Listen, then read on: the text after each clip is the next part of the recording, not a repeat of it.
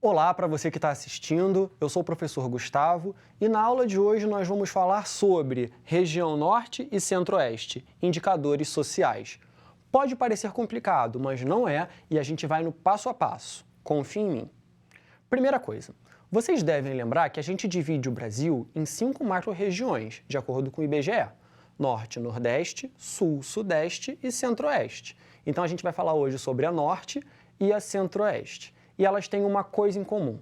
Primeiro, elas são as maiores regiões do Brasil e, ao mesmo tempo, as menos populosas, as que têm menos gente. Então, deixa eu mostrar isso para vocês nessa imagem que eu vou projetar. Então, está aí o percentual do território brasileiro. Então, olha o pedação que a região norte tem, quase metade do território brasileiro. E ali em laranja, a gente tem o centro-oeste. Agora, em cinza, o restante do país, que é dividido entre sudeste, sul e nordeste, certo? Então, eu vou mostrar agora para vocês o de população. Vejam como é que se inverte. Mostra aí para gente. O percentual da população. Olha só, como o da região norte e centro-oeste é pequenininho. Nordeste, sudeste e sul, gigantescos. Volta aqui para mim, que eu vou mostrar para vocês no mapa. Aqui a gente tem a região norte e aqui a região centro-oeste. Norte em verde, centro-oeste em laranja. Mas aí, as outras estão aqui, Nordeste, Sudeste e Sul. E reparem uma coisa nesse outro mapa aqui. Esse é um mapa de densidade demográfica, ou seja, as partes que estão num laranja mais forte são as mais cheias, ou seja, onde eu tenho mais pessoas por quilômetro quadrado, e as áreas mais claras são as mais vazias, onde eu tenho menos pessoas por quilômetro quadrado. Então, notem que essa parte aqui, mais povoada do Brasil, mais cheia de gente, ela está perto do litoral, onde pega justamente as regiões Nordeste, Sudeste e Sul. Isso tem uma explicação, que é a seguinte: desde que os portugueses chegaram ao Brasil, eles começaram a explorar as riquezas aqui do litoral, o pau-brasil, depois teve a plantação da cana-de-açúcar, e a nossa economia, desde então, ela se voltava muito para exportar, para vender, principalmente para a Europa. Então, estar perto do mar era uma garantia de facilidade para vender para o exterior. Ou seja, existia muito mais comércio com fora do Brasil do que dentro do próprio país, certo? Vamos começar falando sobre a região norte, que ela é formada por Acre, Amazonas, Roraima, Amapá, Pará, Rondônia e Tocantins. Essa região, ela tem uma característica que ela foi a última a ser ocupada pelos colonizadores. Até o século XIX, ela era ocupada basicamente pelos indígenas, pelos povos originários. Eu falei século XIX. Você sabe a que anos eu estou me referindo? Vamos então para a sopa de letrinhas.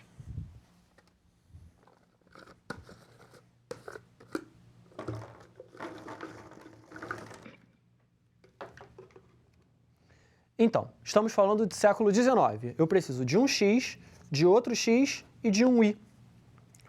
Como funciona? X e X faz 19. Por quê?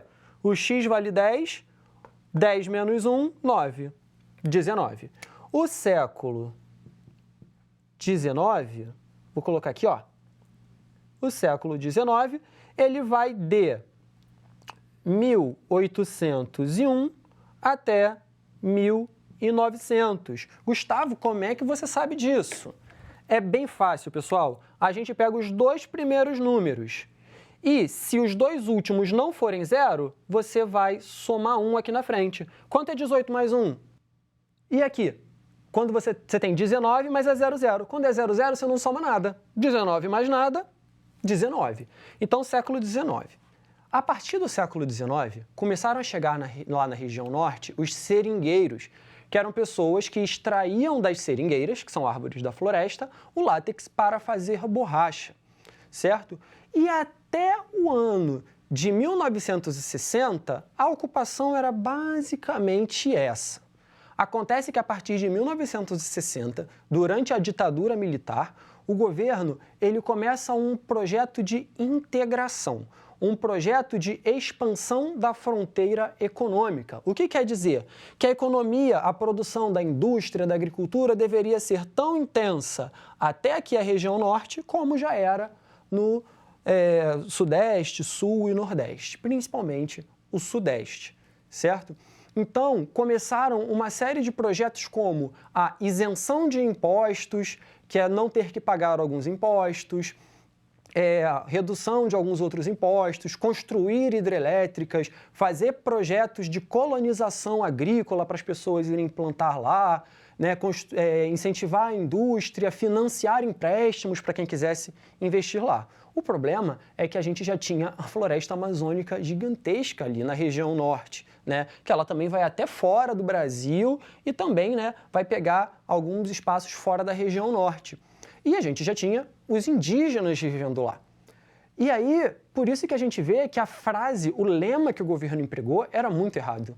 Que ele dizia sobre levar homens sem terra para uma terra sem homens. Em primeiro lugar, se as pessoas estão sem terra nas outras regiões, é porque a terra está mal distribuída. Tem pouca gente com muita terra e por isso falta terra. A outra questão é que não era uma terra sem homens, tinham pessoas vivendo lá há muitos e muitos e muitos séculos, antes mesmo dos portugueses chegarem ao Brasil. Então, isso só intensificou o massacre da população indígena e uma série de conflitos que a gente tem hoje envolvendo essas populações, certo? Então, hoje em dia, quando a gente fala da economia da região norte, a gente tem como os principais setores o extrativismo mineral e o extrativismo vegetal. Extrativismo significa extrair, retirar da natureza. Principalmente, quando a gente fala do extrativismo de minerais, a gente tem a bauxita, né, que serve para a produção do alumínio, e o estanho, que a maior parte desses minérios são retirados ali da região norte. Certo? E quando a gente fala do extrativismo vegetal, a gente tem vários gêneros, como, por exemplo, o açaí. Mais de 90% do açaí vem da região norte. E lembrando, né, que se você vai ao Pará, por exemplo, lá eles comem açaí salgado, com arroz e o resto da comida. Não é igual sorvete aqui no Rio de Janeiro. Certo? A gente também tem indústria, a gente também tem agropecuária, ou seja, agricultura, principalmente de soja, e a criação de animais, principalmente bovinos. Então é por isso que quando falam sobre passar a boiada, significa desmatar a floresta amazônica, que é extremamente importante, rica, biodiversa, e a gente nem conhece tudo que tem lá ainda, para criar boi, certo? Então agora vamos falar sobre a região centro-oeste. Então vamos apagar aqui o que é da região norte, mostrar aqui que agora a gente está falando dessa laranja aqui, centro-oeste, apagar o quadro, porque a gente está falando agora dessa região aqui, ó, que ela é formada por Mato Grosso do Sul e Goiás. E não podemos esquecer que a gente tem aqui dentro de Goiás o Distrito Federal, que é uma parte do país separada para ser a sede do nosso governo, ok? Então, a região centro-oeste ficou até o século XVIII sendo ocupada, na sua maioria, pelos povos originários, pelos povos indígenas. Repararam que eu falei século XVIII, não é? Então, vamos voltar aqui para a sopa de letrinha.